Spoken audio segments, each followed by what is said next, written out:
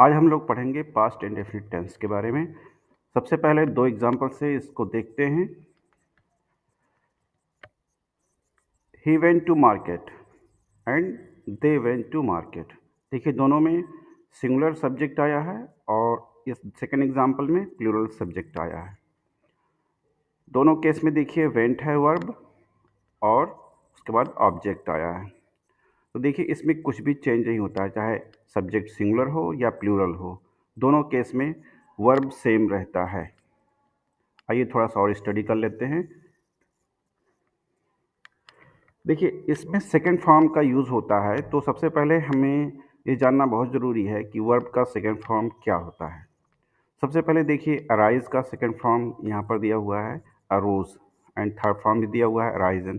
तो आप सभी लोग ये जो फॉर्म वर्ब के फॉर्म अलग अलग दिए हुए हैं, इसको अच्छी तरह से याद कर लीजिए, ये बहुत काम आने वाले हैं। पास्ट इंडेफिनिट टेंस में सेकंड फॉर्म का यूज़ होता है पॉजिटिव सेंटेंस में, ठीक है ना।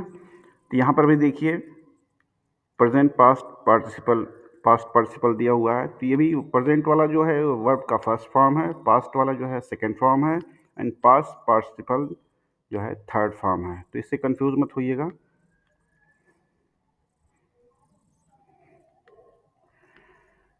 देखिए इसका फार्मूला क्या होता है, सबसे पहले फार्मूला समझ लेते हैं। सबसे पहले हमारा सब्जेक्ट आता है, उसके बाद वर्ब का सेकंड फॉर्म आता है और फिर ऑब्जेक्ट आता है। पास्ट इंडेफिनिट टेंस में पॉजिटिव सेंटेंस बनाते हैं तो उसमें सबसे पहले सब्जेक्ट आता है, फिर वर्ब का सेकंड फॉर्म आता है, फिर हमारा ऑब्जेक्ट आता है।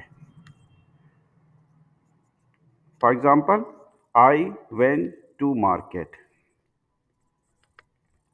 इसमें एक बात ध्यान देने की है कि इसमें सब्जेक्ट चाहे सिंगुलर हो या प्लूरल हो, इससे कोई फर्क नहीं पड़ता, वर्ब का सेकंड फॉर्म ही आएगा। और एग्जाम्पल से स्टडी कर लेते हैं। She lived in Delhi. देखिए यहाँ पर शी जो है इस सेंटेंस में सिंगुलर है, लेकिन देखिए वर्ब का सेकंड फॉर्म ही आया हुआ है। सेकंड एग्जाम्पल लेते हैं। You ate fruit daily. देखिए इसमें यू सब्जेक्ट है और ये प्लूरल है, और इसमें भी वर्ब का सेकंड फॉर्म आया है। Ramesh played football. रमेश देखिए सिंगुलर है और इसके साथ वर्ब का सेकंड फॉर्म आया है। They studied in Iqra modern school. They plural है लेकिन वर्ब का सेकंड फॉर्म ही आया हुआ है। तो वर्ब का सेकंड फॉर्म बहुत ही ज़रूरी है याद करना, तो इसको आप लोग अच्छी तरह से याद कर लीजिए। नेगेटिव सेंटेंस कैसे बनाएंगे? नेगेटिव सेंटेंस में देखिए क्या होता है भाई, इसमें नेगेटिव सेंटेंस बनाते वक्त हम पहले सब्जेक्ट हमारा आता है, फिर डिड नॉट आता है। इसमें हमारा हेल्पिंग वर्ब क्या है? Did not. और उसके बाद वर्ब का फर्स्ट फॉर्म आता है और उसके बाद object. He did not go to market, they did not go to market. दोनों केस में डिड नॉट और वर्ब का फर्स्ट फॉर्म आया है, जबकि सब्जेक्ट दोनों एग्जाम्पल में सिंगुलर और प्लूरल इस्तेमाल हुआ है। I did not go to market. Subject, उसके बाद हेल्पिंग वर्ब, उसके बाद फिर वर्ब का फर्स्ट फॉर्म और फिर object. She did not live in Delhi. You did not eat fruit daily. Ramesh did not play football. They did not study in Iqra modern school. समझ में आई बात? ठीक है ना। पास्ट इंडेफिनिट टेंस में इंट्रोगेटिव सेंटेंस कैसे बनते हैं, आइए हम लोग देखते हैं थोड़ा सा। इसमें क्या होता है कि जो हमारा डिड आया है, हेल्पिंग वर्ब है, उसको हम पहले कर लेते हैं, सब्जेक्ट से भी पहले लिख लेते हैं। देखिए डिड प्लस सब्जेक्ट, फिर उसके बाद वर्ब का फर्स्ट फॉर्म आता है और फिर ऑब्जेक्ट। ठीक है।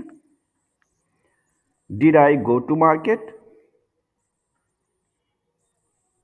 Did she live in Delhi? Did you eat fruit daily? Did Ramesh play football? Did they not study in Ikra Modern School?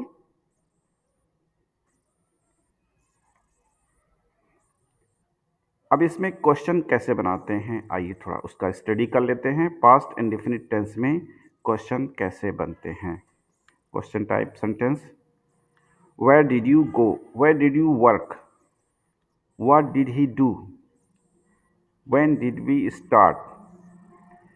इसमें देखिए हेल्पिंग वर्ब जो हमारा डिड आया है उससे पहले हम क्वेश्चन वर्ड लिखते हैं, जैसे where, what, when, why, how, ये हम डिड से पहले लिखेंगे पास्ट इंडेफिनिट के केस में।